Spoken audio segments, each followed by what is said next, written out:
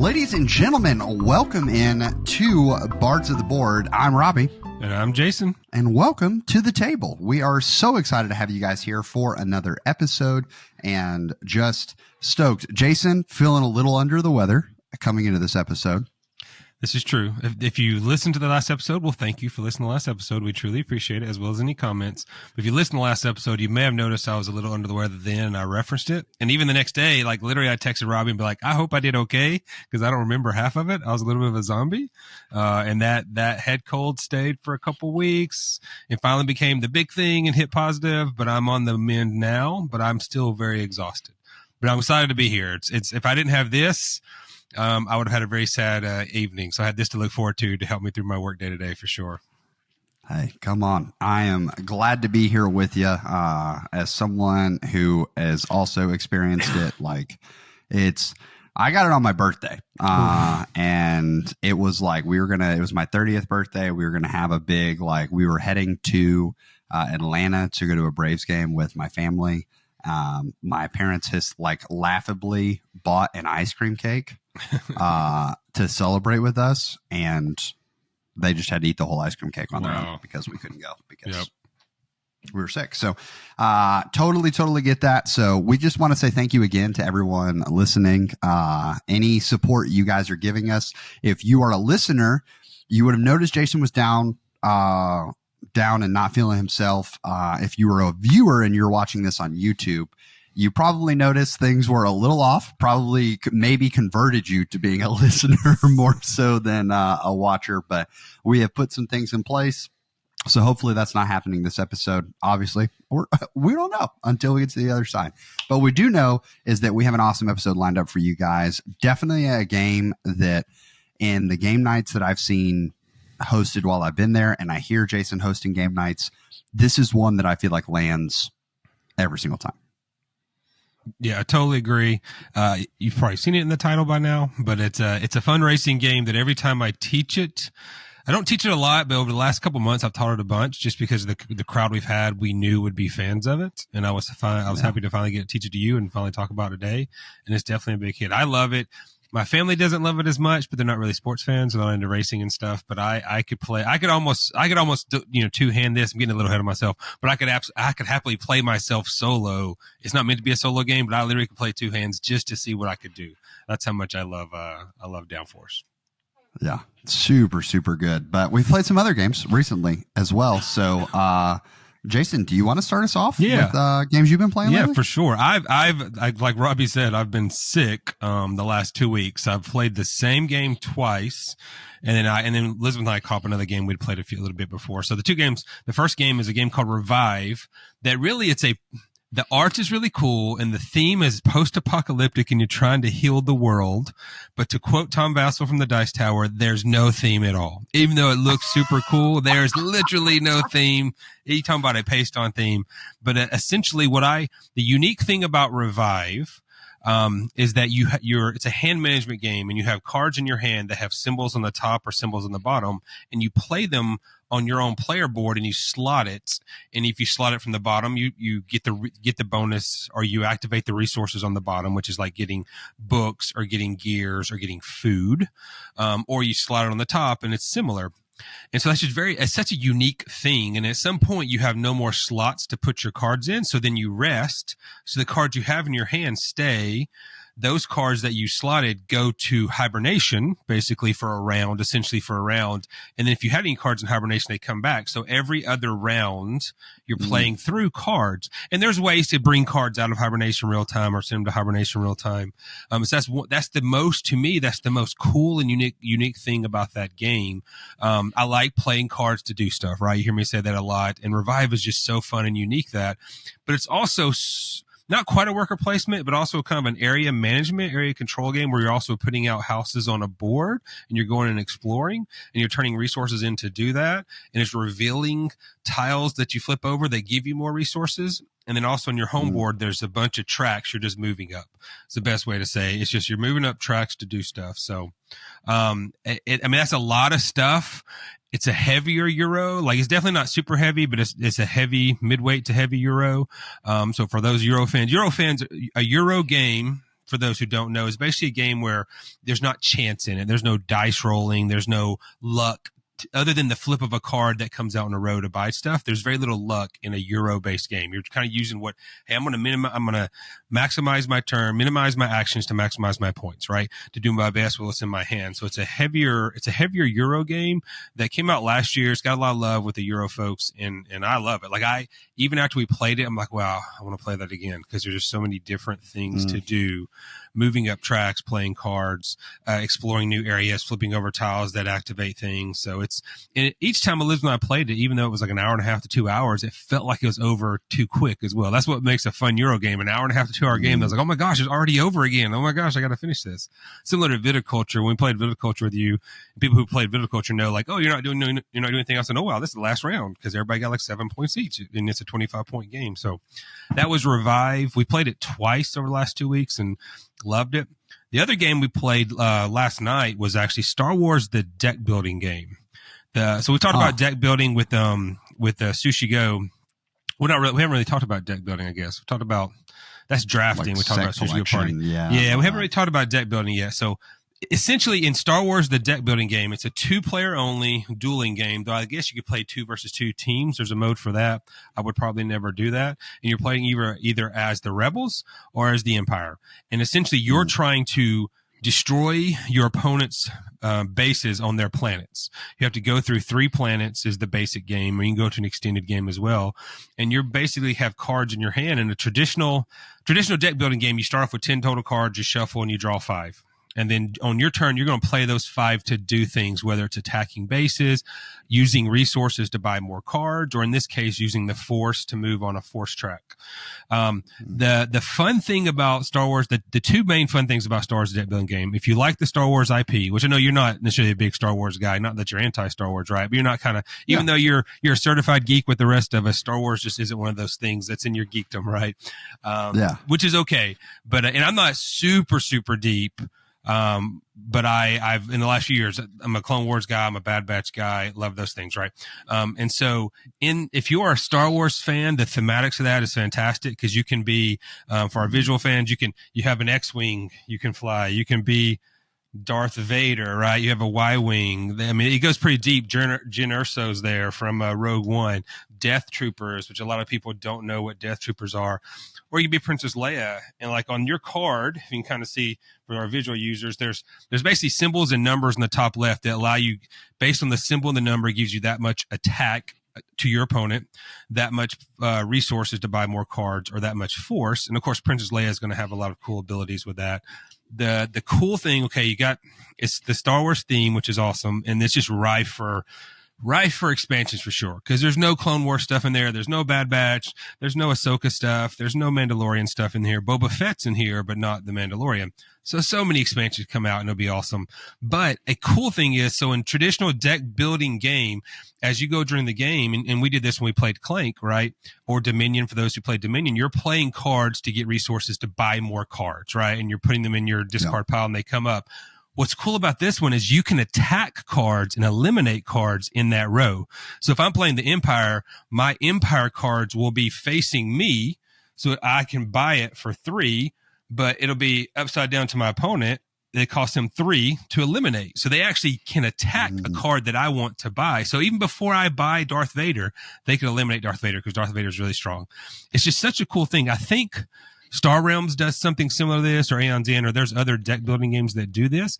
But I love the idea of not just a traditional, okay, I'm buying cards to attack my opponent. I'm literally eliminating cards so they can't even buy them before they can get to them. There's another small game called Crave, which is super cool. It's like a post-apocalyptic, you're vampires. It's very like, you're like hipster vampires and werewolves and humans who are fighting zombies who are fighting each other. It's very similar, but you have your own cards to buy, but you can eliminate those cards as well. So Star Wars, the deck building game, this is a game a beginner could pick up fairly easily because it's just basically you learn, okay, I got to play this, which gives me 3 attack against this. I play this to get resources to buy that. It's not like for if you've never played any deck building, it'll take a little bit to get a handle of it, but it's definitely a game a new player could play, and it's such a fun game, such thematics. I like it. It's the replayability is high if you just like playing the Empire, playing the Republic, right, or playing the Rebels, so you can see what you can do, and each side can do different things. Like the Rebels are really good at attacking the row because they're rebels, right? They're trying to cause problems, where the Empire is really good at attacking the other person because they have really big ships. Elizabeth won both time we played, and she played with both the Empire and the Rebels, so it is what it is. She thought I was going to win, and then she pulled out the victory each time. But that was Star Wars, the deck building game. Revive is definitely a heavier game, not really for beginner games, but as you move on to those longer, heavier games, it's such a fun one to play. Yeah, I feel like any game where the IP is rich in terms of like an IP, intellectual property. I always when I listen to some podcasts, there's like some what is the word I'm looking for? IP is a shortening of the words, but that word exists out there, and I can't remember what it is right now. So and the camera's on, so I'm not going to recall it. But anyways, I listen to those, and you can get lost in it. So that's something we always want to try to do here on the podcast is when we use words, especially that are commonplace inside, since we're trying to bring people in. And I like Jason talking about Euros. One of the games that I played is really kind of, it sounds like it kind of meets in the middle of these two in Century New World. So Century is a series of board games. It's really a trilogy of board games that exists. And then they've like expanded and made another universe, another trilogy inside of it. And so when I was with Jason a couple weeks ago, we played Century Gollum Edition, and I really enjoyed it. I thought it was super fascinating. Play is extremely simple. There's 4 different resources that all kind of flow into each other. So there's like the weakest resource, second, first, or like third, first, second, first. And this like ladder almost gets created amongst these resources. And granted, it's like weaker sounds like you're going to be battling them or whatnot, but it's just one costs more is the best way to look at it. And so, in the game, you're trying to upgrade your resources to buy cards. And in Gollum Edition, you have like a deck building aspect to it because you get a hand of cards. And when you play those cards, it allows you to upgrade your resources or to buy cards or do things like, or just gain resources. And Century, A New World, which Jason had texted me about it, or I was texting Jason about it. And I was like, this is wildly different than the Gollum Edition, not realizing like Gollum was its own trio over there. So I got Century, A New World from our library. We started playing it, and I realized that all 3 of these games mix in together, so you can make like 4 unique gaming experiences. You can either play with just the one version, or you can combine any of them together to make the board more expansive, which was really, really cool. But instead of building a deck in New World, you have worker placement. So you're going out, you start out with, I think in the 2-player game, we started with 7 workers, and you have 12 available to you. And so for actions, you can like gain more workers. And that's where like I ended up beating Lindsay because of that exact thing. Like I just went for workers faster, and because I had more workers, when you have used all your workers, you can then rest and you get all your workers back, but that clears up spots on the board. And so because I just had almost twice as many workers as Lindsay by the end of the game, it ended up helping to like, I only rested like 2 or 3 times.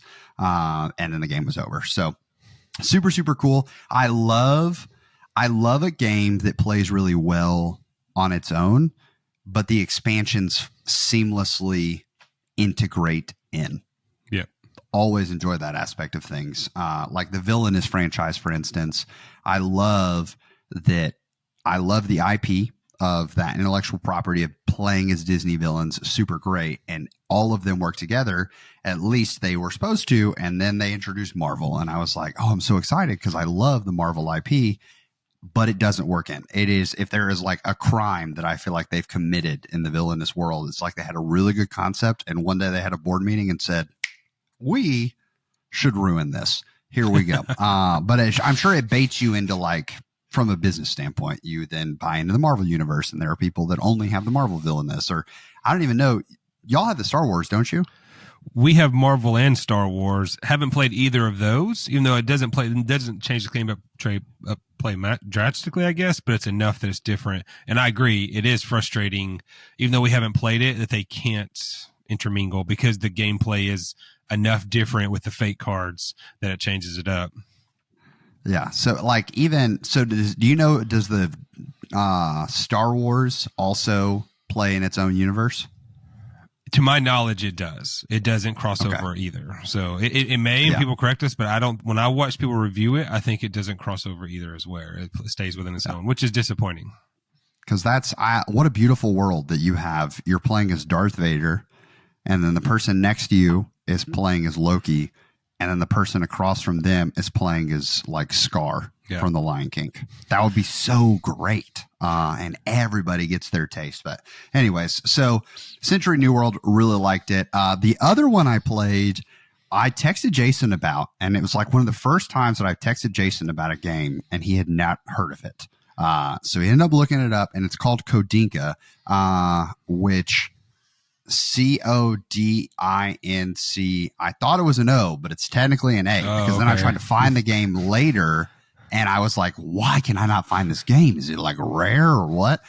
It's Kodinka, which is totally like, I made this error. I think I even texted Jason literally the wrong like name, which probably made it really hard for him to find. So my wife's boss is a big board gamer as well. And he was like, I'm never going to play this game at 2 players. And you guys play a lot of 2-player games. Here you go.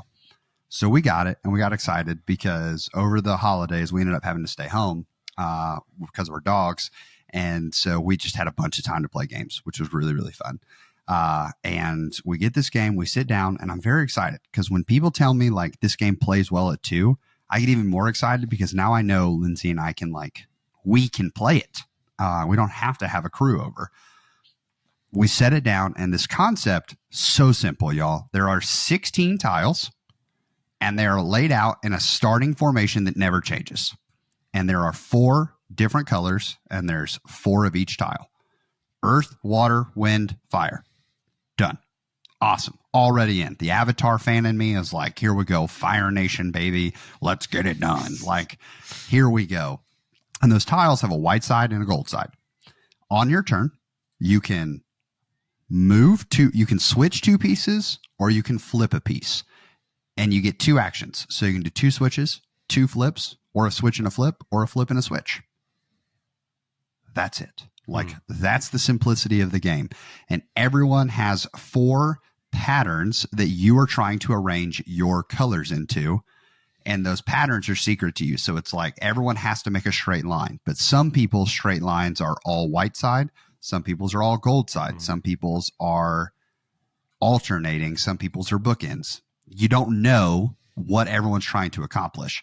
Now, one of your actions has to be to your tiles. You can't just play Chaos Agent and like just I'm going to flip both of yours. But you can if like you're realizing, oh, I think that person's going to move my tile anyways. I'm just going to sabotage this person. You can do that if you want. At 2 players, that game was terrible. It was so bad. It was disappointing. We were so excited for it, and it just turned into a race of like Lindsay went first. She does her move. I do my move. And then Lindsay gets to a point where boom, she solved like her first thing. And then my turn comes. I also solved my first scoring goal. And then she go. She solves her second one. I solve my second one. Literally the next turn. She solves her third one. I solved we literally were just going. But I think with 4 players, which is where it caps, it would actually be chaos, which would be so fun because all of the pieces would be moving around so much, and it's only a 4x4 grid. So it gets tough to like one of the goals. You have to have a 9, you have to have them in corners. Yeah. So you can either have all of them in the far corners, or you can have them in like a 3x3 corner setup, which would be really tough if everyone's moving all their stuff around. So Kodinka, really want to play with 4. I might end up taking it to or to trivia with us, so we can just play while we're doing trivia and see if people like it. But that's the games we played. For sure. That sounds, The Kadinko sounds interesting just to try. Like, obviously, on one of your trips next year, definitely bring it just so I can see, right? This game I've never heard of, but it has been reviewed. When I looked it up, the Dice Tower and other people reviewed it. And they're all like, I think, very similar to you, that with more people, it's better, but it's just another, it's not bad, but it's not great, but it's not bad, right? It's just fine. And especially with more people. So I'll definitely look forward to trying that one out. And it travels well. I will say that was a nice piece. Is it's literally in like a pencil case size box. Oh, very because nice. all it is little scoring tiles, like the tiles to goal that are the goals, and then your little blocks. The blocks are really nice, really great. Like, I'm grateful Jeremy gave it to us, because I think it's going to be a fun one to have, especially as like, oh, we're having game night and 3 of us are here. We're waiting on the 4th to show up. Right. Let's play Kodinka. Definitely. So. Really, really enjoyed that. But let's dive in to our main game. Remember, the goal of each episode, y'all, is we want to introduce you to a game that we think is great for people getting into the board game space. And something that we've really talked about as we've been planning the podcast episodes is eventually we're going to have to we're trying to go through different genres, different type games as we go. And eventually, obviously, we're going to run out of new genres, so then we're going to be able to come back and revisit. But this one is super, super enjoyable, and we would love to introduce you to Downforce. All right. Thank you very much, Robbie. Yeah, I knew from the moment we started this podcast, I have a list of games I knew I wanted to talk about, and Downforce was one of them, but we had to wait until we could show Robbie, since Robbie hadn't played it yet. So and it turned out great because I've taught it so much the last few weeks. So it's like let me give you a little overview of Downforce. It was released in 2017, designed by a good, interesting trio of designers for those who follow board gamers. Rob Davio, Justin Jacobson, and Wolfgang Kramer. Along with Kramer and Kiesling, have done a wide variety of games, but Rob Davio jumps out to me because he developed the first Pandemic. We haven't talked about cooperative games. Eventually, we're going to have a cooperative game that we both know and love and is great. He designed Pandemic. I think he worked at Hasbro and Mattel for a while, so he actually has helped to design a ton of other games that he just has no credit. When you work for those big box companies, that's just the way it goes. He also designed Thunder Road Vendetta, another unique racing game, Betrayal at House on the Hill, fantastic cooperative game. I mean, he's done such a wide variety. I didn't realize until I looked at this, I didn't realize he did this, because the main thing Rob Davio is known for now is legacy games. And I'm getting off topic slightly just because Rob Davio is such a unique designer. We haven't really gone deep on designers yet, but he has such a wide, once I saw he was on Downforce, I started digging deeper into what all he had done. But a legacy game, so we're going to table Downforce for a second. Legacy game is a game where basically you play through a certain number of times and the game changes as you go. A lot of our listeners will know Risk, the basic game of Risk, where you're rolling die to control the world. Well, he created the very first legacy game was Risk Legacy. And the gist of that, the game changes as you win and conquer things. You get to control cities and name cities. You get abilities later on that help you do different things. Risk Legacy is still very basic in its compared to legacy games now. We got through, I think there's 12 campaigns in it, and I think me, Elizabeth, and the kids got through 7 or 8 of them. It became very Risk over and over. But then he went to Pandemic Legacy, which changed the legacy world. And that game, I played through it once with Ryder, my youngest son, my gamer. And then me and Elizabeth were playing through it with Christopher and Mandy, her brother and sister-in-law. And we're over halfway through it. And it's just so great. I wish you and I lived near each other, Robbie, so we could do a legacy game, because they're the coolest thing ever. If it's a game like Pandemic, and it changes it so much, it's so awesome. But and eventually we'll probably talk about a legacy game in here. But it just shocked me. Not shocked me. It was like, wow, that's a pleasant surprise that Rob Davio, this guy I know for all these other things, actually did Downforce. And it's just really cool. Game designers are unique people, and they have such unique abilities. So, okay, back on topic. It was published by Restoration Games. It's a 2 to 6 player game that plays in 30 to 45 minutes, especially if you know how to play it. If everyone is a new player the first time and we're going through the auction method, it takes a little bit longer, but it's not too bad. At the heart of it, it's a racing game, right? The game comes with 6 cars. All 6 cars will race every single time. The game is over once either every car has crossed the finish line or everyone has played their cards to move those cars. Because you're going to be, based on the number of players you get, you're going to be distributed cards during the game. And on your turn, very simple action. You're going to have cards in your hand, and you're going to choose one of your cards, and you're going to play it. And so for our YouTube watchers, basically the card has anywhere from 1 to 6 colors on it in descending order from a highest number of 6 down to as low as 1. And then when you play that card, you're moving those color cards that many spots. So there's 6 different cars, and the colors are red, green, black, orange, yellow, and blue. And so if I played a card that had, like a green 6 and an orange 4, I would move the green car 6 spaces and the orange 4 spaces. And on the board, there's rectangles and little spots there clearly on how you move, and there's some unique movement rules within that. So you're just moving the cars around the board. On your turn, you're going to move all 6 cars, or you're going to move however many cars are on the card that you just played. And then it becomes the next person, they play a card, and then they move cars. And it keeps going till every single car has crossed the finish line or everyone has played all their cards. Now, a cool thing about this game, 3 different times during the game, you're going to cross a betting line. And as soon as the first car on that particular move has crossed the betting line, everyone will bet. You're betting who's going to either finish first, second, third, win, place, or show. And then based on where they actually finish at the end of the game will be part of your earnings. The second way you earn money is based on if one of the cards you own based on where it finishes in the game. Once everyone has crossed the finish line, all the cards have been played, you add up your total amount, and the winner, whoever has the most money, wins. That's basically we'll go in a little bit deeper, but that's basically the summary of how the game plays. Play cards, move cars around the track till everybody's done. And then you add up your points, which is really how much money you made based on betting and where your car finished. And that's the game. So that is Downforce. Robbie, you played it only once now, right? You played it the one time we played together? Yep. Yeah. So I like. Had you heard of Downforce at all before you played it? Let me ask you that.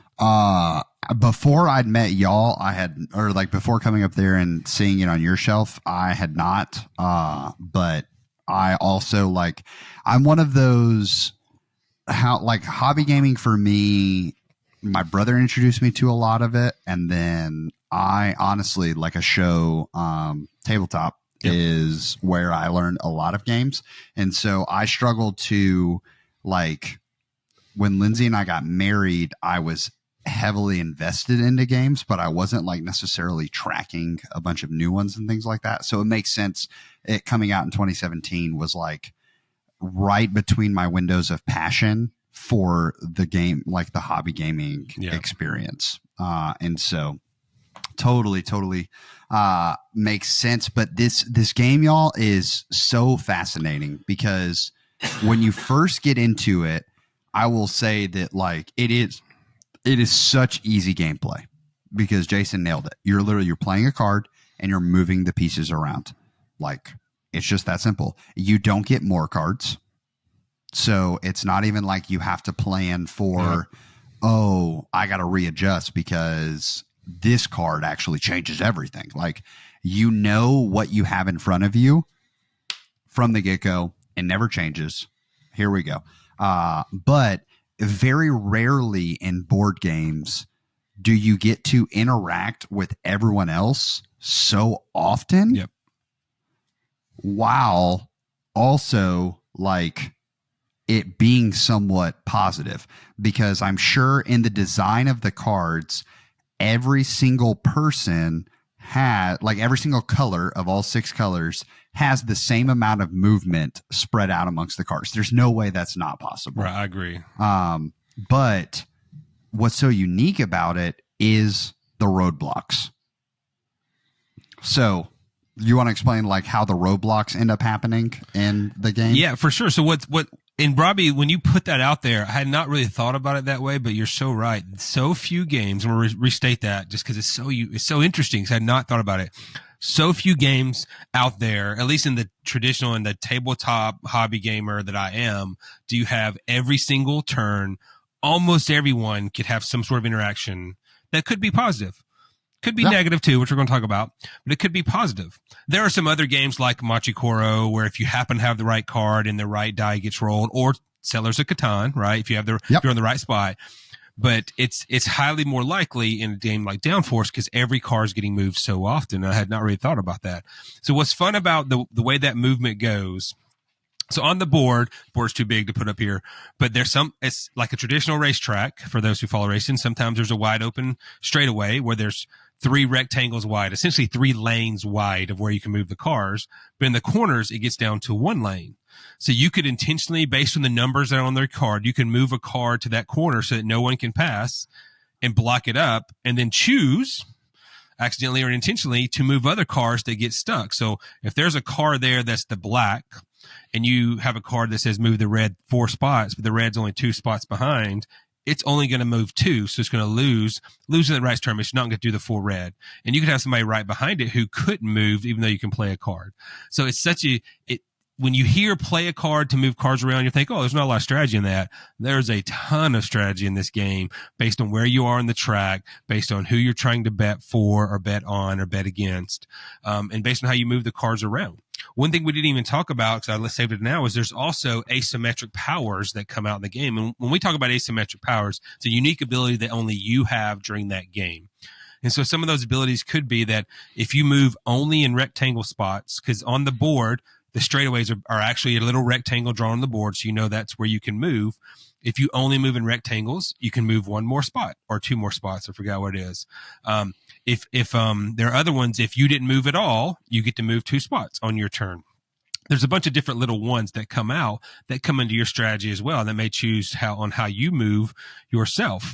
There's also one that you can move the cards in reverse order. So on those cards, the numbers go higher to lower. The numbers are descending, but you could choose to flip it and go ascending, where you show the lowest number first, because that may help avoid a roadblock in a way, or cause a roadblock in that way. The asymmetric powers definitely throw a little wrinkle into that makes it definitely fun, and the replayability high because of that, because each game, based on which power you have, you could do those roadblocks. And I've played a ton of games of Downforce that you think you know what's going to happen after the first bet, and then by the second bet, something else is going to happen. But if you clog up that corner the right way, the game can change drastically for sure. What did you think? Yeah. Do you have this similar opinion of your one play, Robbie? Oh, absolutely. So like when we start, I can't did you mention the 8 power like jump card? I didn't even talk about that one. You can talk about that, Robbie. Yeah. So the 8, like every color gets 1 card that's a guarantee, which is 8 spaces, which remember these numbers go from 1 to 6. So you having an 8 is like, it's like hitting the NOS on your car. You're getting like this huge boost of fuel, all that. But in it, not only do you have the 8, but it only affects you. So on your turn, that's the only time that just you move, is when you play your 8 card. So when we played our game, Elizabeth went first, and she blasts off the line. And so when she blasts off the line, she makes it all the way to the first corner. She plays her 8 card. Well, Jason's next, and he was on the grid to start. He was a space behind her. So he also blasts off. So now they're just clogging the corner, and I'm looking at it, and I'm next in line, and I'm like, well, I can't, like, if I play my 8, there's only 6 spaces. So I'm like actually just wasting space, like wasting that card. So I hold on to it. And we move through, and like we get this massive log jam right off the bat. And all these people are getting like, this is where you talk about positive player interaction. And it's fun because it's like, I'm sure to a degree it could feel defeating, because you got to think with everyone having the same number of colors and things out there. It's like, I can't, like someone was like the orange car in the game we played. And one of the players who ended up struggling, she had all of the orange, like big numbers in her hand, and she just was holding on to them at the end. And so the orange car also did not do well because no one was playing the big car, like colors, to move the orange car forward. And that orange player was like, what are we doing, people? Where are my cards? Why is no one helping me? So we end up in this like big log jam. I think that is so fun. And then you get around the betting corner, and that first stretch, at least on the race we played, which is also really cool, that with expansions add in the different tracks? Yeah. The base game has 2-sided board. So you already start off with 2 sides of a board. The second board has a few more curves, and then the expansions are more tracks. Yeah. So you end up with more tracks. So you get to this betting line. And this is where I think it's really fun, because if you take the orange player, right, that we just talked about, who is feeling like, oh man, negative player interaction. They're just out of it, because in most racing games, if you don't play, you don't drive well, you don't win. You can't play Mario Kart and be bad and still come in first place. Yeah. Like, there's a moment where no matter how many good power-ups they give you, you have to stay on the track. Like, you have to be able to do that. And this game adds in with the bets, even if your car's in last place, you can sort of shift, because you're going to get points based on where your car finishes. You're going to get money based on where you finish, but you can shift to the betting lines, because you bet 3 times on who's going to win. And then depending on where they place on the podium, you get more money.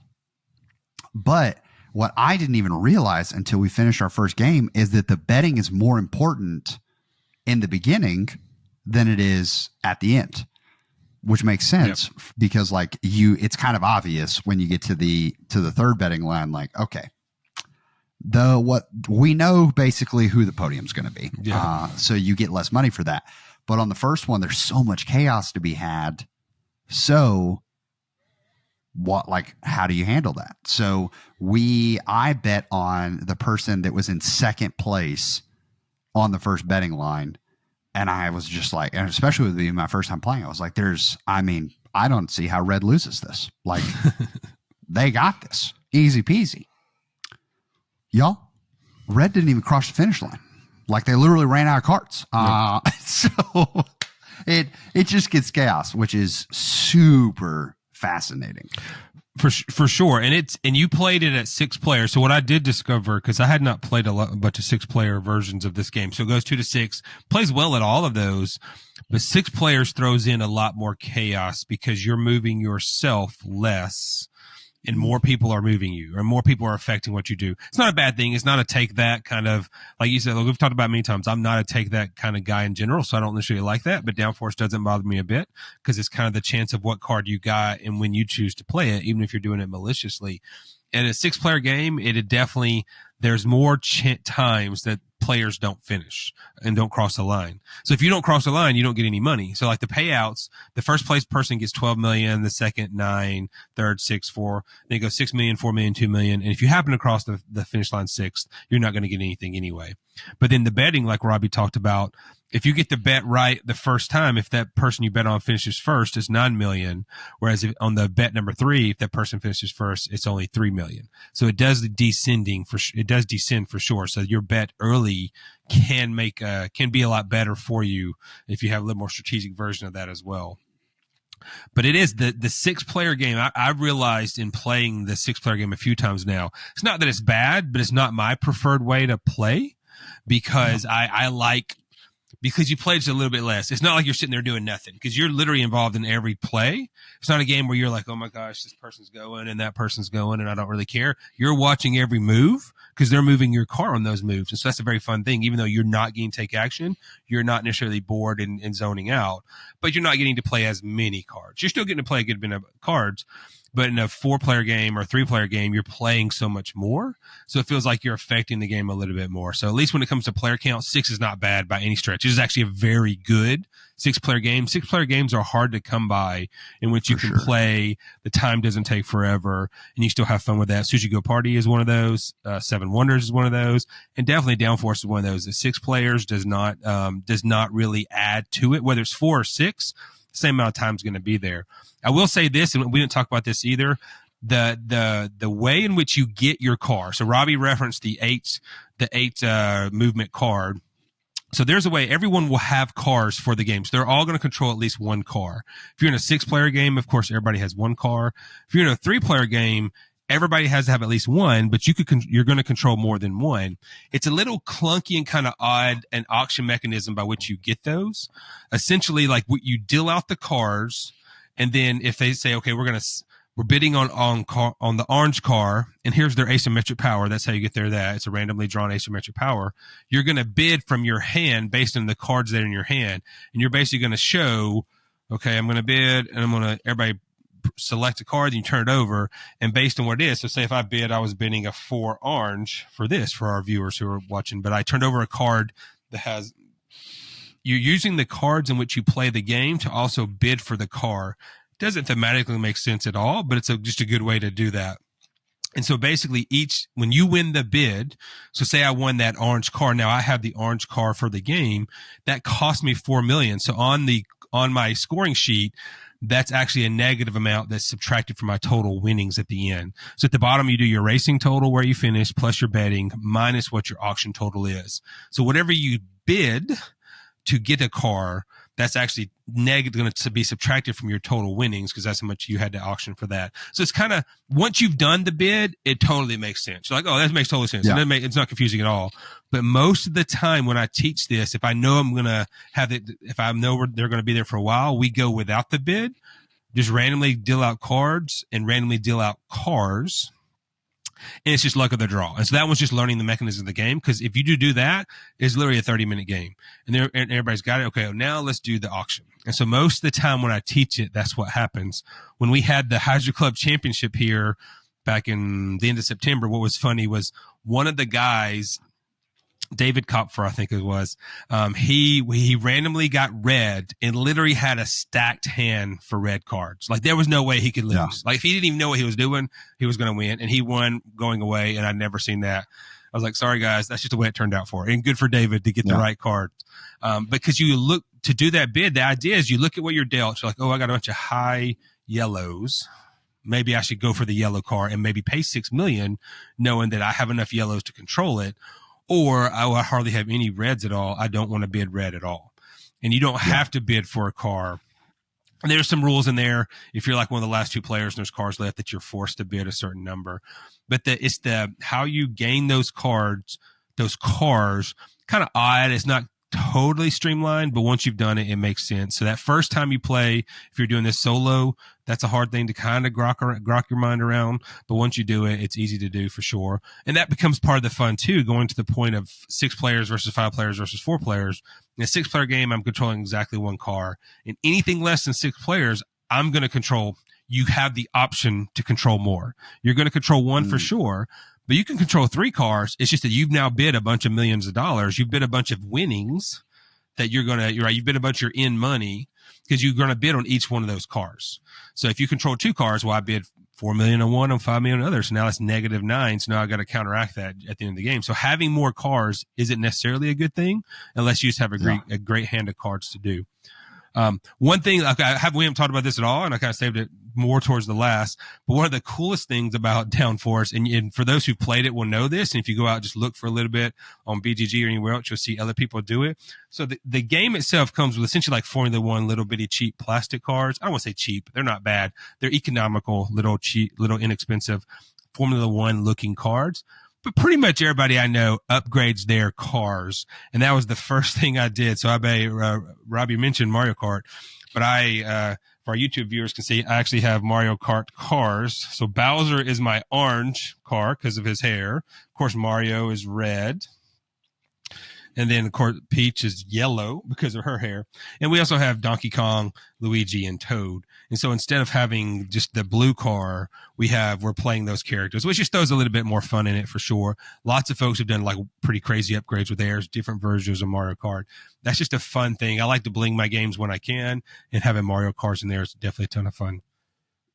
Yeah, it adds to, like, I knew looking at it, I was like, I want to be the Bowser car so bad because I love villains and things like that. But like Jason mentioned, the bidding aspect and the strategy, I think that you could easily look at a game where it's like, oh, everyone's moving my stuff and doing all this.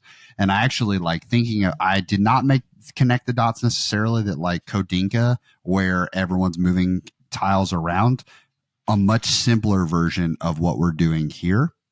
But the ability to say, hey, I have a really good hand. And then there's strategy in that too, because you have a moment where if I decide to I have a really good hand for yellow. Awesome. So I have all these yellow cards. I can bid big and put myself in the hole because I want to control the yellow car. Or you can have a moment like Elizabeth when we played. I remember the first car that came up was the green car. And so she threw down like 2 million, which is almost the lowest you can spend on the car. And she was like, I'm just going to throw $2 million at this because I'm just going to throw it out there. If I get it, great, but I don't really want this car. And pretty much no one else bid on the green car. So she immediately gets the green car, and it's like, oh, well, this is going to be tough because I don't really have a great hand for green. So I do think the 6-player version detracts from that. It's a game that I want to play again on a less player count because of exactly what Jason's saying. Like, I think the idea of even 2 players, each of you controlling 3 cars, sounds like chaos. Yeah. And because you would also have just so, like, your hand would be so large, trying to decipher all the cards, which is really, really fun. I will say something about this game, and I feel like for lots of the games that we've talked about, is that, they almost always end up on sale. Like, I find this to be a game that I even look at like Quacks has been on sale since we've talked about it. Splendor pretty much always on sale somewhere. Like, a lot of our games end up on sale. And this was a game that I was interested in, and I have a bunch of friends who love F1. So when I saw that there were F1 cars, like the back of the cars looked like Mercedes in F1. And so I was very fascinated to get them to play this game. And this game, I have not seen it be on sale yet. Now, granted, it's only been a couple of weeks, and I'm sure it does go on sale every now and again. But I think this is a game that's so good for lots of people. They kind of just don't need to put it on sale because people are going to spend, it's $40 on Amazon right now. And honestly, like, I put it on my Christmas list for like, hey, this would be super fun to have, just from wow. The replayability so high, it's there. But I did think that was like a fascinating thing to point out, Jason, is I don't know if you've noticed that like the games we suggested really do regularly go on sale. Have you seen Downforce be on sale in the past? No, and until you had just talked about it, excuse me, another one of those things, I had to get a cough drop, so I apologize. I had not comprehended that one either because I've owned it for so long, and I just realized, because even my radar stays on for seeing when things go on sale, even if I already have it. Oh, wow, that's nice to know that's on sale. But because it's become just kind of a mainstay for gamers, that they don't have restoration games, doesn't have a reason to put it on any like super special, awesome sale. It's just the continual hit that most people who like it, and it just stays that way. It's definitely an interesting thing for sure, because even Quacks will come and go. We just had one of our, a Foundation fan, one I texted you, who gave us a cookie rating for a disc, just got the Quacks Mega Box on sale for Black Friday weekend or something like that. I think he shot me an email today saying that. Ryan, thanks for the email, and I'll respond to your email about a good tile laying game. But he had found the Quacks Mega Box, even a great game like Quacks and other ones like you referenced, is spot on. But you're right. I haven't seen, the expansions I've seen on sale for sure, because when I got the expansions, I got them through a board game store, though. Board game stores come and go with their sales, right? So they're very unique beasts. But when we talk about sales, we're talking about more about the Target sales or the Amazon sales, the more things that are easier for the common person, for the person who's not hardcore going to game nerds or miniature market looking for these deals, right? So for those ones, I haven't seen any deals like that, which is a fascinating thing for sure. It just shows the good steadiness of what Downforce is. It's a game, and I was thinking about this when you were talking, is that I say this with a lot of games. I'll play a game I haven't played in a while. I'm like, man, I wish I played that more. Downforce, it would be in my top 5 games that each time I play it, I'm like, man, I really wish we could play this more, because my Elizabeth's fine with it. She doesn't hate it, but she doesn't love it. The kids were never big on Downforce because they're just not into sports. I'm a sports guy, right? So it is, you're racing. Like, it's the game mechanism of playing games, but it's also, I'm driving race cars around a track. How fun is that? And I grew up, I'm not an F1 guy. I don't dislike F1, but I was brought up on NASCAR by default, right? Because I'm in the South. Jeff Gordon, 24. So that I'm a NASCAR guy, Hendricks Motorsports all the way. So I'm a NASCAR guy. And just so even though this isn't actually NASCAR, getting to race cars around a track was just so much fun. And this more than any other game I own, definitely top 5. I don't want to say more, but it's definitely top 5. When I play it, I'm like, I really wish I could play Downforce more because I just like it. But like I said, when you come up sometime next year, whatever night, we'll play the other tracks too. We haven't talked about it, but there's at least two expansions. One that adds jumps, which is we've played the jumps expansion once. And the unique thing about jumps is you have to play a card that matches the number of the jump that you're doing. So it gives into some strategy on which cards you're playing for that card to jump. And there's also one, and each of these expansions are double-sided and bring in some other asymmetric powers. There's an expansion that has animals on the track too, that once you, like you're out in the desert or Serengeti, and once you pass an animal, it scurries to another part of the track and affects the track there. We actually have never played that one, even though I've had that expansion for a couple of years. Again, I wish I played Downforce more often. But that's Downforce. I love it so much. I love those expansions and I just want to play them more for sure. So I may have to just make Elizabeth like, let's go through some 2-player games and see how it goes for sure. Yeah. So I figure a great time to transition if you're ready, Jason. And I guess we can add any extra thoughts in the rating. I think I'll start us off for this episode. I really thought a lot about this one because I'm trying to make sure, like, whenever people give ratings and things like that, especially a scale as small as ours is, and only being 5, I think like certain things need to hold a lot of weight. And so I'm trying to think for me, what pushes things into certain categories, right? Like what's going to make an oatmeal raisin? What's going to make a sugar cookie? And I think I've been landing on, I think I've given like several peanut butters. I don't know. I'll have to go back and watch like what my, or it's on the doc, but, like what we've rated it. But I was thinking about Quacks was our first Double Double Doozie. And it was so, I remember playing Quacks and ordering it that night. Like, bam. That to me, the craving that you get of a Double Doozie. Like, I gotta have another one. I gotta be able to go again. And even you mentioned on Star Wars, I think it was Star Wars it wasn't Star Wars. It was a Renew where you were like, or Revive. I played it. I enjoyed it. I want to play it again. Yeah. Like right now. To me, Downforce was definitely one that I was like, man, I want to play it again. And then I started looking and I looked at it and I was like, I really want to play it, but I'm not buying it right now. I'm good to wait until I find a deal. I'm good to wait until blank, blank, blank. Like there was difference there. So I think because I really enjoyed it, the drawbacks for me, one, I played it as a 6-player. So I didn't get to experience the double cars thing. So that could easily flip it for me.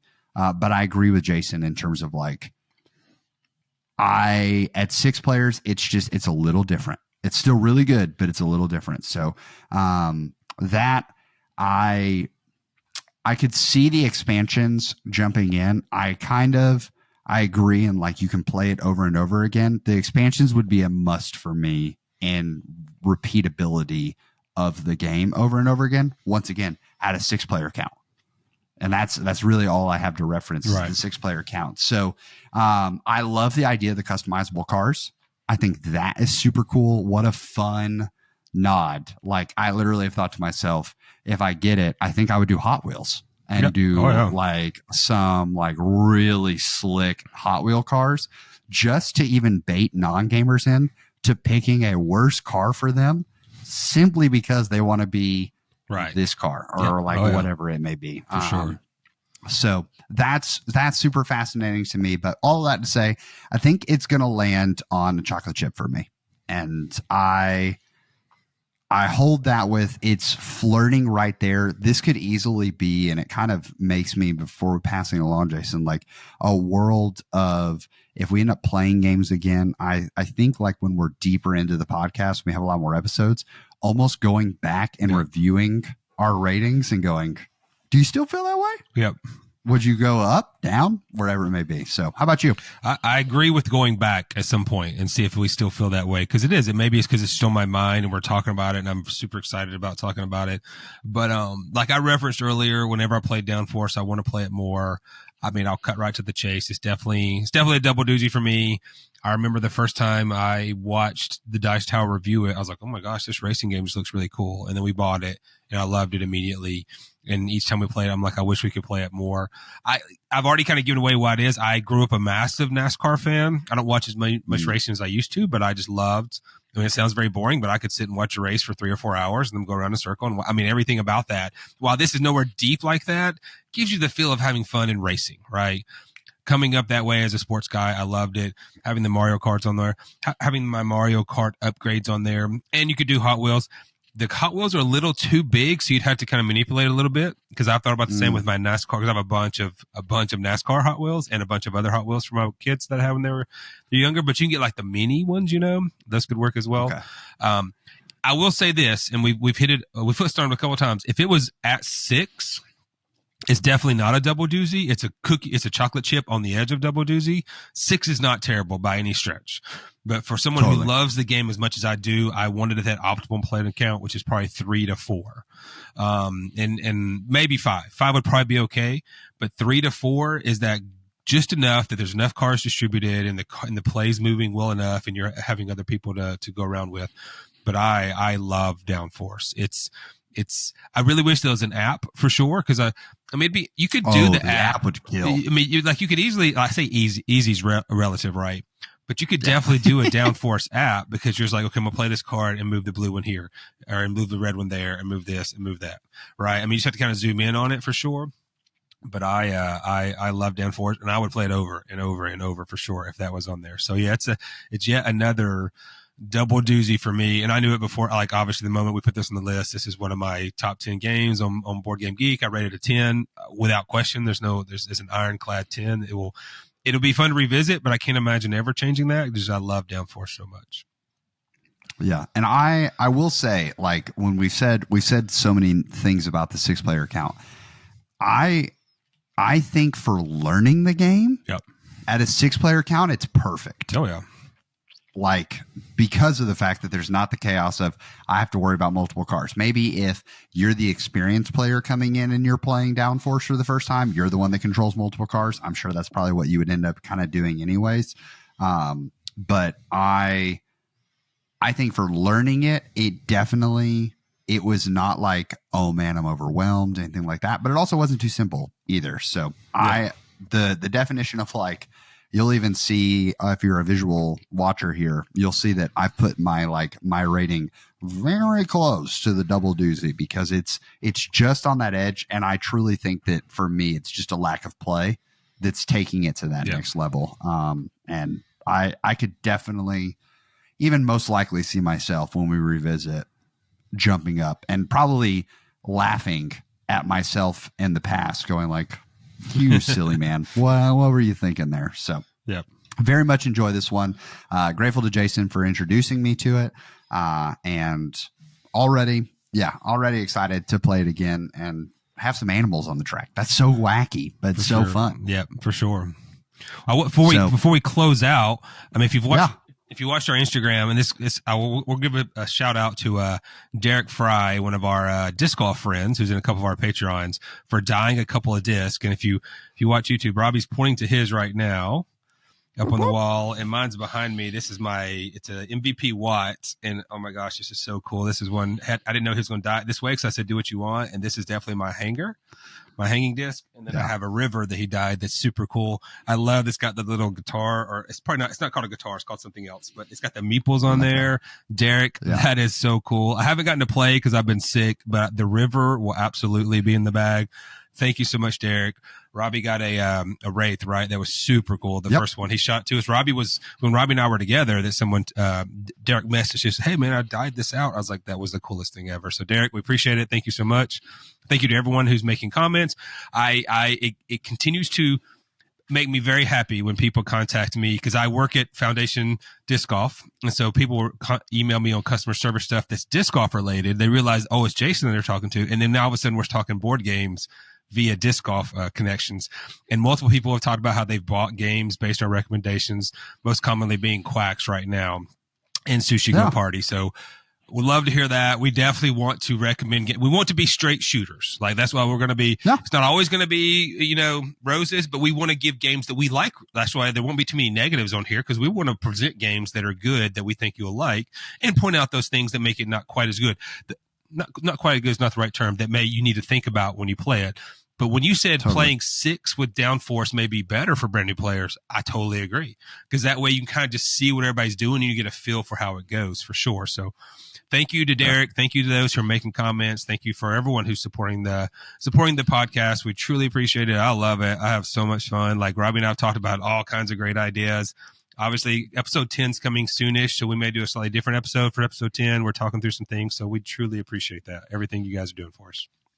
Yeah, and your support means the world to us in terms of not only listening, continuing to do all of that, but one of the best ways you can help support this podcast and help us get in the ears of other future people to have them be welcome to the table is any reviews you leave us on Spotify, Apple Podcasts, any podcast platform that you're listening to. A review goes a long way, even if it's as simple as like 5 star, 3, even if it's like 2 stars and you're like, hey, 2 stars, their beards look okay today. Like whatever it may be. We are just super, super grateful for your support. Helps us get in there. And if you're watching this on YouTube, a like and a subscribe help us dramatically and getting this out there. So we want to say thank you as always for you guys tuning in, and we will see you again for episode 8 in 2 weeks.